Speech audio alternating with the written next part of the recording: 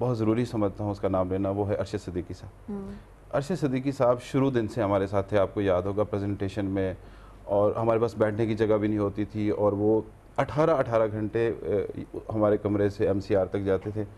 कभी प्रोग्राम चला रहे हैं, कभी कमर्शियल चला रहे हैं, कभी तो इस मुख्तलिफ साल किस्म वो की आज जिम्मेदारियाँ। हमारे साथ नहीं है, तो वो एक दुख है, बल्कि मुझे नहीं पूरी टीम को दुख है।